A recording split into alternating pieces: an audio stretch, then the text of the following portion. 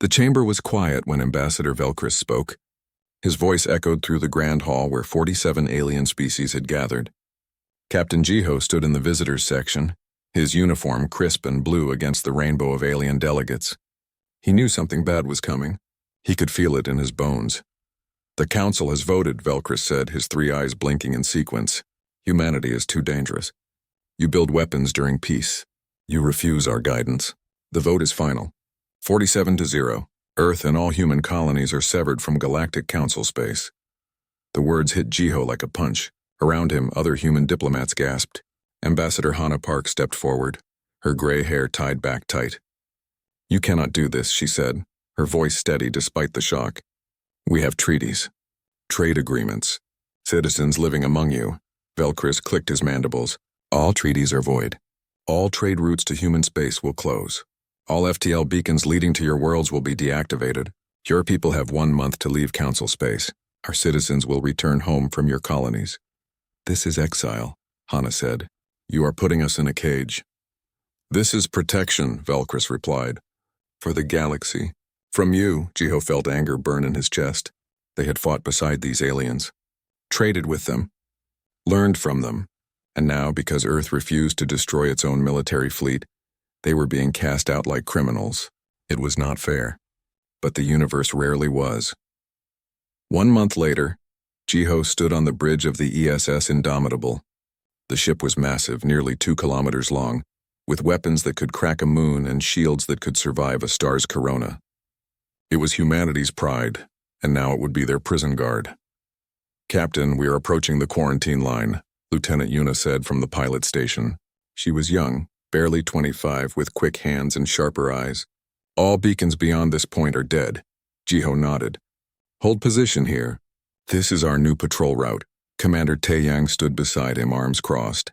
He was tall and thin, with a mind that could calculate combat vectors faster than most computers. 5 years of friendship with the galaxy," he said quietly. "Gone in a single vote." "They were afraid of us," Jiho replied, watching the view screen. Space looked the same as always, stars scattered like diamonds on black cloth. But now there was an invisible wall between Earth and the rest of the universe. "We are the only species that still fights amongst ourselves. The only ones who build warships during peace. Because we remember history," Taeyang said. "Peace is fragile. We learned that the hard way." A signal beeped on the communications console. Minji, the communications officer, turned in her seat. She was Jiho's younger sister, though few on the ship knew it. "Captain, there is a civilian transport requesting permission to cross the quarantine line. They are human, trying to come home."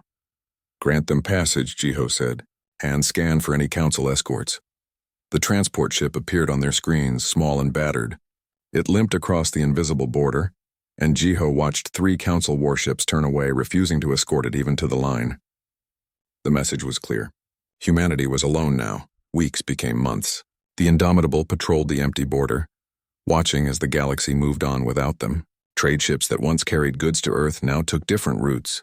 The news channels that reached across light years no longer mentioned humanity. It was as if Earth had been erased from the galactic map. In the ship's engineering bay, Daewon worked on modifications to the Indomitable's systems. He was a large man with gentle hands capable of fixing anything from a broken data pad to a damaged reactor core. "If we are stuck out here," he told Jiho one day, "we might as well make the ship better." "What do you have in mind?" Jiho asked. Daewon pulled up holographic displays. "Dr. Suman sent me specifications for a new type of shield. It does not rely on the same technology as Council shields. And there is this." He highlighted another schematic. "A phase drive, experimental. It could let us move through space without using their FTL beacons." Jiho studied the designs. "How long to build it?" 2 years, maybe 3, Daewon said. "If Admiral Hannah approves the resources." "She will," Jiho said with certainty. "We cannot rely on their technology anymore. We need our own." In the medical bay, Dr. Junho treated a crew member who had been injured during a training exercise. He was efficient and calm, the kind of doctor who never panicked even when everything was falling apart. "How are they taking it?" Jiho asked him one evening. "The crew, I mean." Junho cleaned his instruments carefully. "Some are angry. Some are sad. Most are just waiting. They want to know what comes next." "So do I." Jiho admitted. But you are the captain, Junho said with a small smile. You are supposed to have all the answers. I have questions, Jiho replied. More every day. At night, alone in his quarters, Jiho stared at the star maps on his wall. Earth and its 23 colonies were marked in blue. The rest of the galaxy glowed in green. So much space, so many worlds, and humanity was locked out of all of it. He wondered if this was permanent. If his children and their children would grow up never knowing what it meant to walk among the stars with other species. His console beeped. A message from Admiral Hana. Status report, Captain. All quiet on the border, Admiral, he replied. No incidents. No contact. There was a pause, then Hana's face appeared on the screen. She looked tired. This is hard on all of us, she said. But we endure. That is what humans do best. We survive. Yes, Admiral, Jiho said, and Jiho. She rarely used his first name. Keep watching. The galaxy may have abandoned us, but we will not disappear. Someday they will remember we are here. The screen went dark. Jiho returned to his star maps, tracing the invisible line that separated humanity from the rest of the universe. Somewhere out there, beyond the quarantine, 47 alien species went about their lives, trading, exploring, living, while humanity sat in the dark, alone but not broken. The Indomitable's engines hummed softly, a steady heartbeat in the void. They would keep flying, keep watching, keep waiting, because that was their duty, and because giving up was not in their nature. 5 years would pass before they heard the cry for help. 5 long years of silence and isolation, but when the call came, Jiho and his crew would be ready. The galaxy had abandoned them, but humanity had not forgotten how to answer a distress signal. That lesson at least could never be unlearned. 5 years changed everything. The Indomitable looked different now. Its hull was covered with new armor plates that shimmered with a strange blue light. The engines had been replaced twice, each time with more powerful versions. The weapons arrays were no longer standard Council technology. They were something new, something purely human. Jiho walked through the engineering bay, watching Daewon and his team work on the final components of the phase drive. The massive device filled half the bay, crackling with energy that made the air smell like lightning. Will it work? Jiho asked. Daewon wiped sweat from his forehead. Dr. Suman says yes. I say maybe. The universe says we will find out soon. He laughed, but it was nervous. We are breaking every rule of physics that the Council taught us. Either we discover something amazing or we blow a hole in space-time. I prefer the first option, Jiho said. So do I, Captain. So do I. In the training room, Nari led her Marines through combat drills. She was short but fierce, with a scar across her left cheek from a training accident years ago. Her soldiers moved like a single organism, fast and precise. Again, she shouted. The enemy will not wait while you fumble with your rifle. Jiho watched from the observation deck. 5 years of isolation had made the crew sharper. Without access to Council technology or advice, they had been forced to innovate, to think for themselves, to become better. It was strange how being cast out had made them stronger. Yuna found him there. The young pilot had grown into her role, no longer the nervous girl who had questioned every order. Captain, she said, we have something strange on sensors. It is very faint. Jiho followed her to the bridge. On the main screen, a signal pulsed weakly.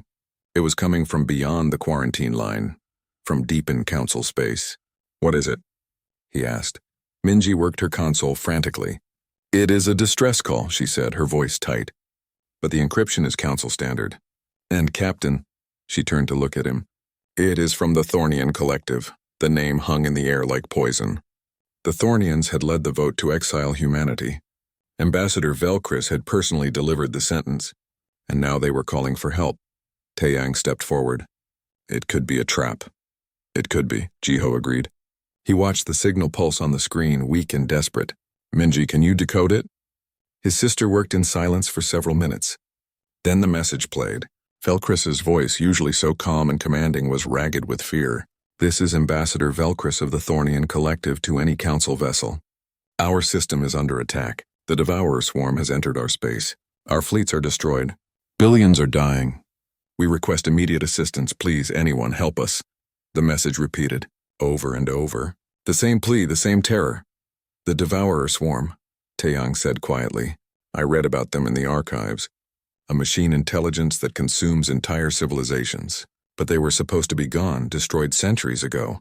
Apparently not, Jiho said. He stared at the signal, his mind racing. The Thornians had abandoned humanity, had voted to lock them away, and now they were begging for help.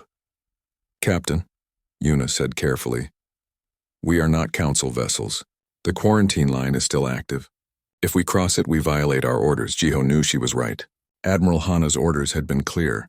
Patrol the border, do not cross under any circumstances. Breaking those orders could end his career, could start a diplomatic incident, could make everything worse, but people were dying. He closed his eyes and saw his father, dead now for 10 years. A merchant captain who had traded with dozens of alien species, who had taught Jiho that honor mattered more than profit. What would you do? Jiho whispered to the memory. He opened his eyes. Daewon, he said, his voice firm. Is the phase drive ready? Daewon appeared on the communication screen covered in grease. 70% ready? Maybe 75. We have not tested it yet. Test it now, Jiho said. We are going to Thornian space. The bridge went silent. Every crew member turned to stare at him. Taeyang spoke first. Captain, if we do this, there is no going back. Earth will court-martial you. The council may attack us. We will be alone. We already are alone, Jiho replied. But we do not have to be heartless. He turned to his crew. I will not order anyone to follow me. This is my choice. Any crew member who wants to stay behind will be placed on a shuttle and sent back to the nearest Earth colony. No judgment. No shame. Nobody moved. Nari spoke from the tactical station. I have been fighting imaginary enemies for 5 years, Captain. It will be nice to fight real ones, Yuna smiled. My father always said the best pilots fly toward the danger, not away from it. One by one, the crew voiced their support. Even Minji, who had every reason to stop her brother from this insane mission, simply said, someone has to answer the call. Jiho felt something warm in his chest. Pride, maybe. Or hope. Then we go. Day 1, start the phase drive. Yuna, plot a course to Thornian space. Maximum speed. Captain, Taeyang said, we should inform Admiral Hana. No, Jiho said. If she knows, she will have to order us to stop. This way she can claim ignorance. The blame falls on me alone. The Indomitable shuddered as the phase drive activated. Blue light filled the view screen, brighter than any star. The ship began to move, not through normal space, but through something else. Something humans had discovered in their isolation. The quarantine line approached, that invisible wall that had kept them caged for 5 years. They crossed it without slowing. Warning alarms shrieked as council sensors detected the breach. Automated messages demanded they stop and return. But the Indomitable was already gone, moving faster than those old sensors could track. The phase drive bent space around them, pushing them forward at speeds that should have been impossible. In his quarters, Hyun watched data streams flow across his screen. The civilian scientist had been assigned to the Indomitable 2 years ago to help develop the phase drive. Now he was seeing his theories proven correct. The ship was actually moving through folded space, bypassing the FTL beacon network entirely. It works, he whispered to himself. It actually works. On the bridge, Jiho stood with his hands clasped behind his back. Before them, the Thornian system approached, and with it, whatever hell had driven Velcris to call for help. Captain, Minji said, her voice shaking slightly. I am picking up debris fields. Thousands of ship signatures, all Thornian. Life signs? Jiho asked, scanning. A pause. Some, but faint. Captain, I am detecting another signature. Something else. Something big. The view screen cleared as they dropped out of phase drive. What they saw made everyone on the bridge go quiet. The Thornian home system was burning. Orbital cities fell through the atmosphere like falling stars. Ship graveyards stretched for millions of kilometers, and moving through it all like sharks through blood-red water were the Devourer machines. Thousands of them, each one the size of a small moon, covered in weapons and armor that gleamed like polished bone. My God, Taeyang whispered. Jiho's jaw tightened. They had come to help. But looking at the destruction, at the overwhelming force of the enemy, he wondered if they had come to die instead. The Devourer swarm had noticed them. A dozen machines turned, their sensors locking onto the Indomitable. Weapons charged, glowing with terrible light. All hands, Jiho said calmly. Battle stations. Let us show them what humans can do. The first Devourer shot hit their shields and disappeared, not bounced off, not absorbed. It simply vanished into the blue shimmer of the phase shields, as if the energy had been fired into another dimension. On the bridge, every crew member held their breath. Daewon's voice crackled over the intercom, filled with relief and triumph. Shields are holding. The phase technology is scattering their weapons into folded space. Return fire, Jiho ordered. The Indomitable's weapons were different from Council standard. They did not fire plasma or particle beams. Instead, they launched kinetic rounds at relativistic speeds, physical projectiles moving so fast they hit with the force of nuclear weapons. Dr. Suman had designed them during the isolation, reasoning that if energy weapons could be blocked, perhaps simple mass could not. She had been right. The first round punched through a Devourer machine's armor like paper. The second and third followed, and the massive construct began to break apart, spilling mechanical guts into space. The other Devourer machines hesitated, their targeting systems confused by an enemy they could not hurt and weapons they could not stop. Target the next closest, Jiho said. Yuna, keep us moving. Do not let them surround us. Yuna's hands danced across her controls. The Indomitable spun and dove, moving with grace that should have been impossible for a ship its size. The phase drive did not just protect them, it made them faster, more agile. They were fighting by new rules, and the Devourers did not know how to respond. Captain, Minji called out, I am receiving a transmission. It is Ambassador Velcris. Put him through, Jiho said. The view screen split. On one side, the battle raged. On the other, Velcris appeared, his three eyes wide with shock. Behind him, fires burned and people screamed. Human vessel, he said, his voice breaking. You came. After what we did to you, you came. People are dying, Jiho replied simply, ducking as another Devourer shot streaked past the ship. We could not ignore that. Our shields cannot stop their weapons, Velcris said desperately. Our ships are destroyed. The evacuation stations are under attack. 200,000 civilians are trapped on orbital platform 7. If that platform falls, give me the coordinates, Jiho interrupted. Taeyang, calculate a defense pattern. Nari, prepare your Marines. We may need boarding parties. The Indomitable changed course, heading toward the massive orbital platform. It hung in space like a wounded bird, one side already torn open by Devourer fire. 3 of the machine creatures circled it, weapons charging for the final strike. Yuna, put us between them and that platform, Jiho ordered. That will make us an easy target, Taeyang warned. Good, Jiho said. I want their attention. The Indomitable positioned itself directly in front of the platform, shields flaring bright blue. The Devourers fired, pouring enough energy to vaporize a small planet into the human ship. But the phase shields held, scattering the attacks harmlessly. And while the enemy wasted their power, the Indomitable fired back. 3 shots, 3 kills. The Devourer machines exploded in flowers of metal and fire.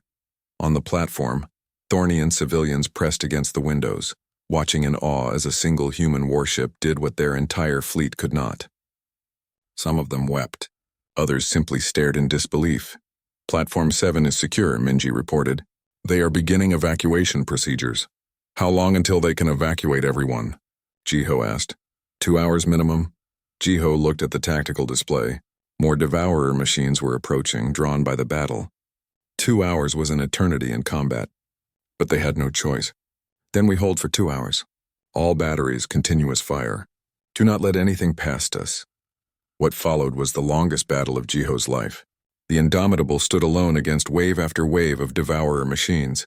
The phase shields flickered and strained but never broke. The kinetic cannons fired until their barrels glowed red. Yuna flew the ship in patterns so complex they seemed like art, dodging and weaving through enemy fire.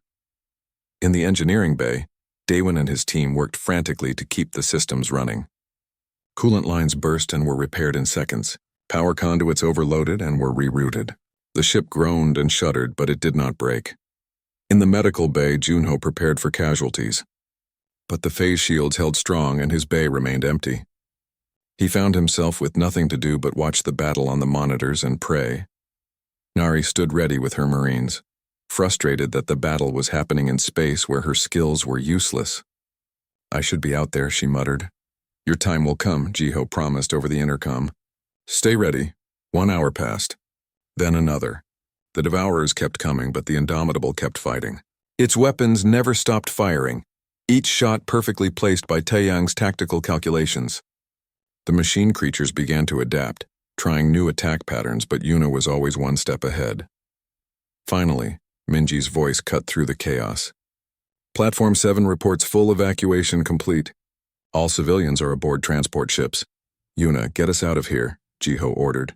Cover the transport ships. Do not let the Devourers follow them. The Indomitable pulled back slowly, its shields protecting the fleeing civilian vessels. The Devourer machines pursued, but every time they got close, the human ship would turn and fire, forcing them to scatter or die. It was a fighting retreat, carefully controlled, giving the civilians time to escape. When the last transport ship jumped to safety, Jiho finally allowed himself to breathe. Status report, he said. Shields at 40%, Daewon reported. Phase drive is stable. Weapons are overheating but functional. We can keep fighting.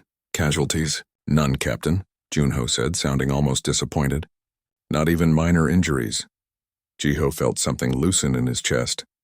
They had done it. Against impossible odds, they had saved 200,000 lives. And now word would spread. The galaxy would know that humanity had come when called. On the view screen, Ambassador Velcris appeared again. He was aboard one of the rescue ships surrounded by survivors. Captain Jiho, he said, his voice thick with emotion. You saved my people. After we exiled you. After we turned our backs on you. Why? Jiho considered the question. He thought about his father, about Admiral Hana, about the 5 years of isolation. He thought about all the reasons he could have said no, could have ignored the distress call. Because someone needed help, he finally said. That is reason enough. Velcris's 3 eyes blinked rapidly, a sign of deep emotion among his people. The galaxy was wrong about humanity, he said quietly. Profoundly wrong. I will make sure everyone knows what happened here today. Just get your people to safety, Jiho replied. We will handle the Devourers. The transmission ended. On the bridge, the crew looked at their captain with new respect. They had been exiled and forgotten, but they had not become bitter. They had not let isolation poison their hearts. When the call came, they had answered, because that was who humans were. Captain, Taeyang said, we have a problem. Sensors show the main Devourer fleet is still in the system. Thousands of machines. They are converging on the inner planets. How long until they reach the core worlds? 6 hours, maybe less. Jiho looked at the tactical display. His ship was damaged, his crew exhausted. They had done the impossible once. Could they do it again? He thought of the billions of Thornians still on those planets. Families, children, people who had done nothing wrong except follow leaders who made bad choices. Send a message to Admiral Hana, he said. Tell her what we found. Tell her what we are fighting, and tell her we could use some help. Minji hesitated. Captain, by the time any Earthships arrive, I know, Jiho interrupted. But we have to try. In the meantime, we keep fighting. One ship against thousands. Not great odds, but we have faced worse. When have we faced worse? Yuna asked. Jiho smiled grimly. Just now. And we won, did we not? The Indomitable turned toward the inner system, toward the approaching swarm of Devourer machines. Behind them, the rescued civilians fled to safety. Ahead, death waited in 1,000 metal forms. But Jiho and his crew did not hesitate. They had crossed the quarantine line to save people who had abandoned them. Now they would see it through to the end, whatever that end might be. The galaxy had called them primitive, dangerous, unworthy. But today, one human ship had proven something the Council had forgotten. Courage was not about having the best weapons or the strongest shields. It was about standing between the innocent and the monsters, even when you stood alone. The message spread across the galaxy like wildfire. A single human warship had broken quarantine to answer a distress call. It had fought dozens of Devourer machines and won. It had saved 200,000 civilians from certain death. The species that the Council had exiled as too dangerous had risked everything to save the very people who had cast them out. Within hours, every news network in Council space was broadcasting the story. Footage from the Thornian survivors showed the Indomitable standing between them and destruction, its shields blazing blue while it fired weapon after weapon. The images were impossible to ignore, impossible to deny. On the Council homeworld, 47 species gathered in emergency session. The chamber that had voted unanimously to exile humanity 5 years ago was now divided. Some delegates demanded the quarantine remain, others argued for immediate reconciliation. The debate raged for days, but while the politicians argued, the Devourer swarm kept advancing. Aboard the Indomitable, Sora studied star charts in the navigation room. She was young, only 23, but she had a gift for seeing patterns others missed. For 3 days she had tracked the swarm's movements, watching how they consumed worlds and moved on. "Captain," she called over the intercom, "I need you to see this." Jiho arrived minutes later, followed by Taeyang. Sora pulled up a holographic map of Council space. Red dots marked devourer attacks. "Look at the pattern," she said, tracing lines between the dots. "They are not moving randomly. They are following the old trade routes." "Why would machines care about trade routes?" Taeyang asked. "Because trade routes connect the most populated systems," Sora explained. "The routes were designed to link major worlds. The Devourers are using them like a roadmap to find targets." She zoomed out, showing the entire galaxy. "And all the major routes converge here." Her finger touched a point in the center of the map. "The confluence, where the Council's central hub is located." Jiho felt his stomach drop. The confluence was home to billions. 30 different species lived there, the heart of galactic civilization. If the swarm reached it, "How long do we have?" he asked. Sora ran calculations. 3 weeks, maybe 4. After they finish consuming the outer systems, they will move inward. "Nothing is stopping them." "Then we make them stop," Jiho said. "Or we slow them down." Taeyang, work with Sora. Find their weak points. Where can we hit them to hurt them most? "One ship cannot stop an invasion, Captain," Taeyang said quietly. "No," Jiho agreed. "But maybe we can buy time for others to act." Over the next week, the Indomitable became a ghost haunting the Devourer swarm. They would strike fast and hard, destroying a dozen machines before vanishing using the phase drive. The Devourers could not track them, could not predict where they would appear next. It was guerrilla warfare on a galactic scale, and Jiho's crew became masters of it. But the swarm was vast. For every machine they destroyed, 10 more appeared. The outer colonies fell one by one, consumed by the mechanical horde. And still the Devourers advanced toward the confluence.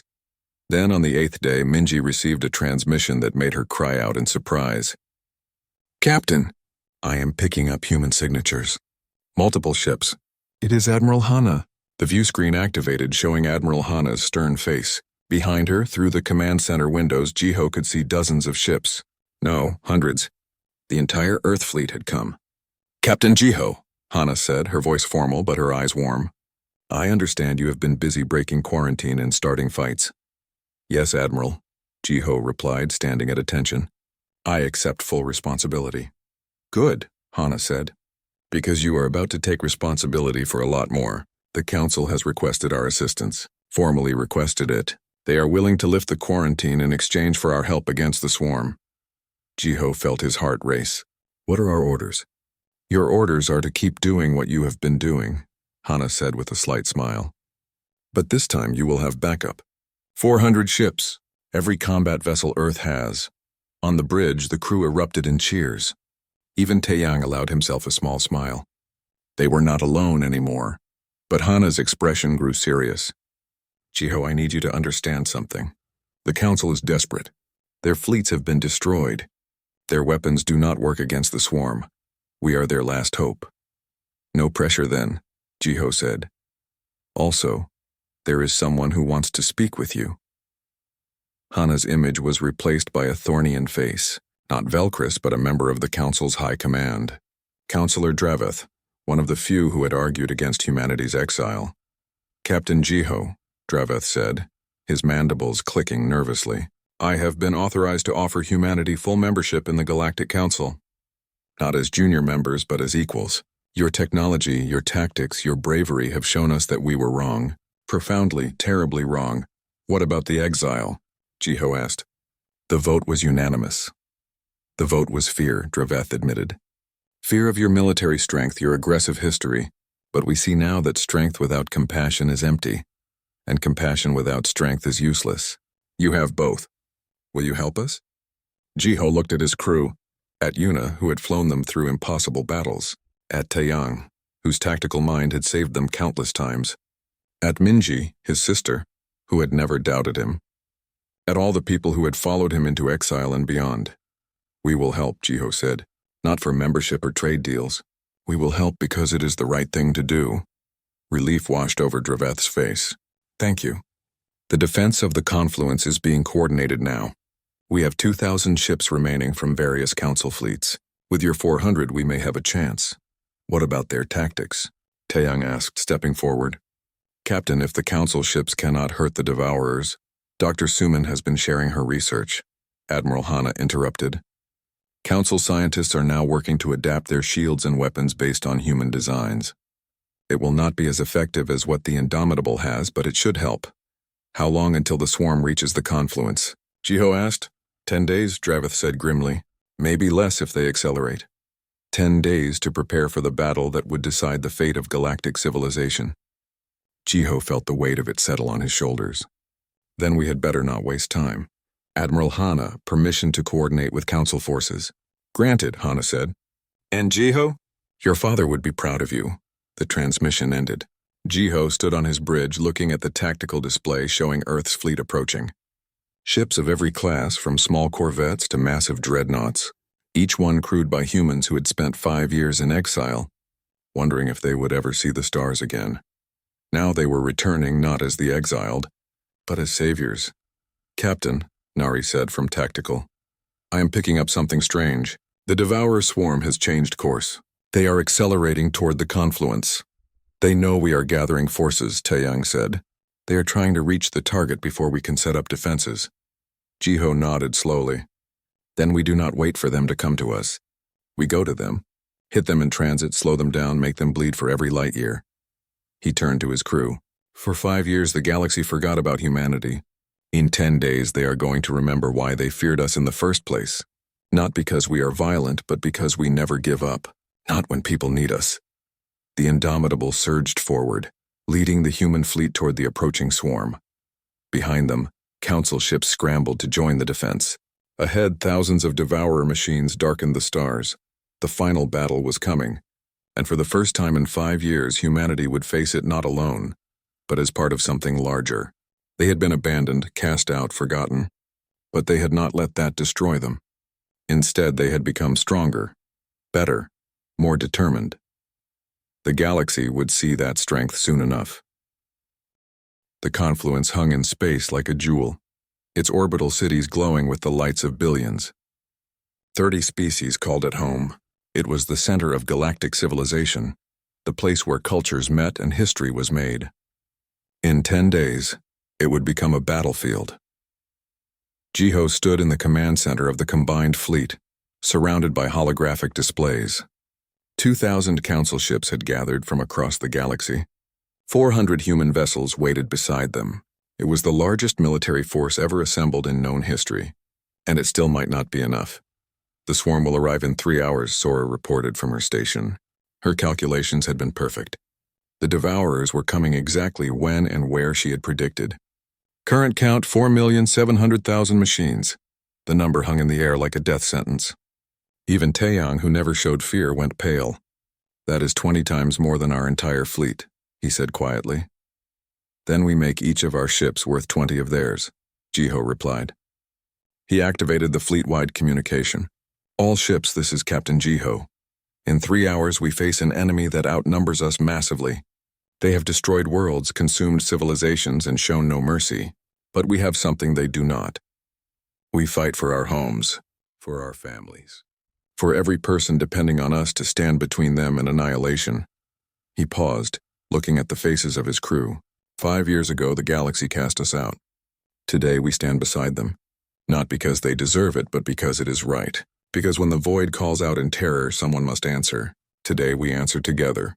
The transmission ended. Across the combined fleet, human and alien crews prepared for battle. In the engineering bay, Daewon made final adjustments to the phase drive. In the medical bay, Junho prepared for casualties he knew were coming. In the launch bay, Nari checked her Marine's equipment for the 10th time. Admiral Hana appeared on Jiho's screen. The Council has made a request, she said. They want you to coordinate the battle. They believe your tactics give us the best chance. I am just a captain, Jiho protested. You are the captain who saved 200,000 civilians and fought the swarm for 2 weeks with one ship, Hana replied firmly. You understand this enemy. The Council admirals know their own fleets, but they do not know how to fight Devourers. You do. Jiho felt the weight of command settle heavier on his shoulders. 2,400 ships, millions of lives, all depending on his decisions. I accept, he said simply. The first Devourer machines appeared on sensors exactly on schedule. They came like a tidal wave of metal and malice, thousands upon thousands blotting out the stars. The combined fleet formed a defensive sphere around the confluence, every ship locked into position. All ships hold fire until they enter weapons range, Jiho ordered. Human vessels target their lead elements with kinetic rounds. Council ships focus fire on any that break through. Do not waste ammunition. Every shot must count. The swarm accelerated, closing the distance. Jiho watched them come, his face calm despite the fear in his heart. Yuna, he said quietly, stay close to me. When this starts, it will be chaos. I am ready, Captain, she replied, her hands steady on the controls. All ships, Jiho said. Fire. The combined fleet opened up with everything they had. Human kinetic rounds tore through Devourer armor. Council energy weapons modified with Dr. Suman's research burned through shields that would have stopped them before. The first wave of machines died by the hundreds, torn apart by the concentrated firepower. But they kept coming. The swarm crashed into the defensive line like a hammer. Ships exploded in flowers of fire and metal. The Indomitable spun and dove, its phase shields holding against attacks that destroyed lesser vessels. Jiho called out orders continuously, repositioning ships, reinforcing weak points, coordinating the chaos into something resembling a strategy. Section 7 is collapsing, Taeyang shouted over the noise. 3 Council cruisers destroyed. Pull back Sector 6 to cover the gap, Jiho ordered. Human Destroyer Group 3, provide covering fire. The battle raged for hours, the void filled with debris and death, but the defensive line held. Barely. Every time the Devourers pushed forward, the combined fleet pushed back. Human innovation and council numbers working together, neither able to win alone but unstoppable together. Then Dr. Suman's voice crackled over Jiho's personal channel. Captain, I have something, a weapon. It exploits the swarm's hive-mind connection. If we can deliver a resonance pulse into their command network, it should cascade through the entire swarm. Should? Jiho asked. 70% certain, Suman admitted. Maybe 75, and what do you need? A ship has to deliver the device into the heart of their formation, close to their central command nodes. The radiation and interference there, she paused. The ship will not survive the delivery. Jiho understood immediately. A suicide mission. How do we know where their command nodes are? The densest concentration of machines, right at the center of their formation. Jiho looked at the tactical display. The center of the swarm was surrounded by thousands of Devourers. Getting there would be impossible.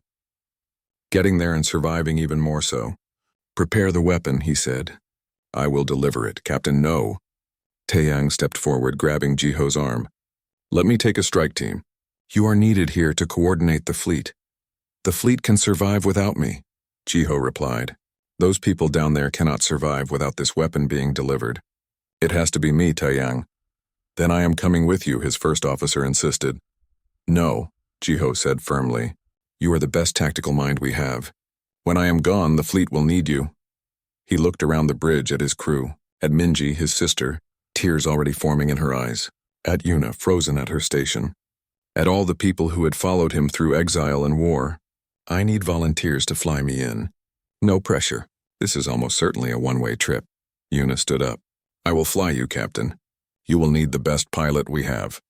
Yuna, you do not have to— Yes, I do, she interrupted.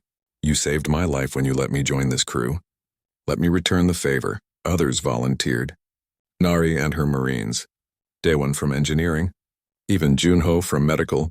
But Jiho chose only a skeleton crew. Yuna to fly, Daewon to manage the weapon. A handful of Marines in case they encountered resistance.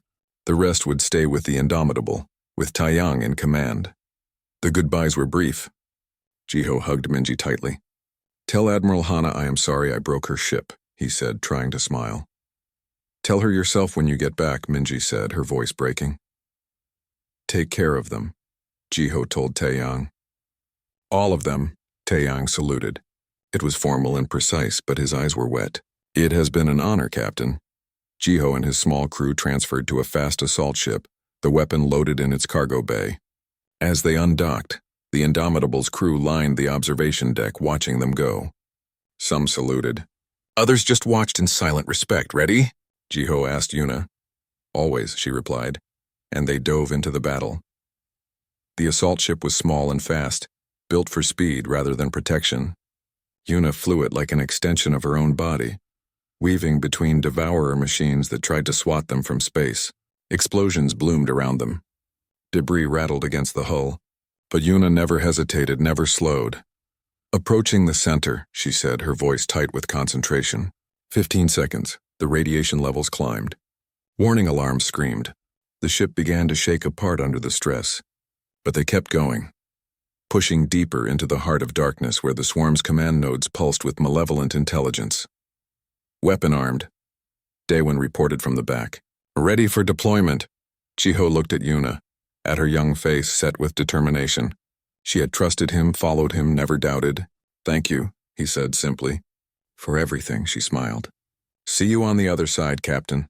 Deploy the weapon, Jiho ordered. The device launched, carrying its payload toward the nearest command node. For 3 seconds, nothing happened. Jiho wondered if it had failed, if they had died for nothing. Then the node exploded. The resonance pulse spread like lightning through water, cascading from machine to machine. The devourers began to seize and shake, their hive mind connection turning into a weapon against them. Thousands of machines went dark, then hundreds of thousands. The swarm's coordinated attacks dissolved into chaos as the pulse spread further and further. Jiho's ship was at the center of it all, surrounded by dying machines and radiation that was already killing them. The hull breached. Systems failed. But through the viewport, Jiho could see the swarm collapsing, falling apart like a house of cards in a hurricane. We did it, Yuna whispered, her hands falling from the dead controls. Captain, we actually did it. Yes, Jiho said, feeling strange peace settle over him. We did. The last thing he saw before the darkness took him was the combined fleet advancing, pushing through the dying swarm toward the confluence, toward safety, toward victory. 3 months later, Admiral Hana stood before a crowd of thousands at the confluence. Humans and aliens alike had gathered for the memorial. Behind her, a massive statue rose toward the stars, the ESS Indomitable, captured in metal and stone, forever cutting through the void. Captain Jiho and his crew gave everything, Hana said, her voice carrying across the silent crowd. They crossed boundaries, broke rules, and defied expectations.